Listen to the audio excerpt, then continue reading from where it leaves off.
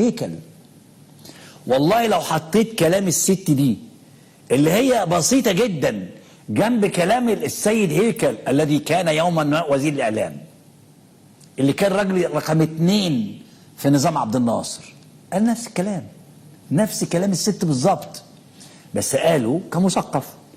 يعني الست قالت يا جماعة طب احنا عايزين ناكل، عايزين نعيش، طب دي حضارة خلصت، طب ايه رأيكم عايزين دلوقتي في ايه؟ اسمع كده كلام هيكل، اتفضل.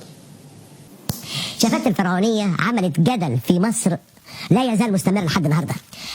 أنا أزعم أن الحضارة المصرية، الثقافة المصرية أو الحضارة المصرية أو العصر الحضاري المصري القديم هو عصر مش بس انتهى، هو عصر مات مع الأسف الشديد. أنا بتكلم لما أقول مات، هو عصر أعطى ما عنده لورث له وأعطاهم حاجة غنية جدا، لكنه هو حياته آراءه أفكاره الكلام ده كله ذهب.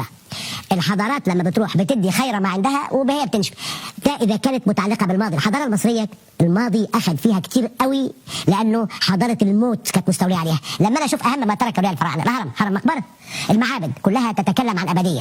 فإحنا تصورنا المستقبل إما ارتبط بالخوف من الموت في مصر الفرعونية مرعب. أنا مستغرب إلى أي مدى إحنا ما إحناش قادرين، أو بعضنا يعني مش قادر يشوف إنه هذه حضارة أعطت ما عندها ولم يعد في مقدورها أن تعيش. ولذلك مش بس تم تجاوزها العصر الروماني والبطلمي ما لبث أن جاء وانتهت.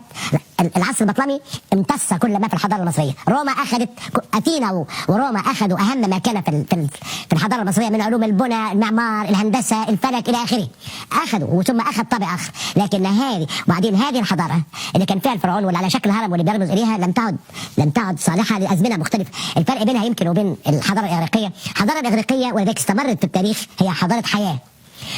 حضارة حياة عبرت عن نفسها بالفن، وعبرت عن نفسها بما هو بالانطلاق في الحرية والديمقراطية إلى آخره. الحضارة المصرية اهتمت كتير قوي بالقبر.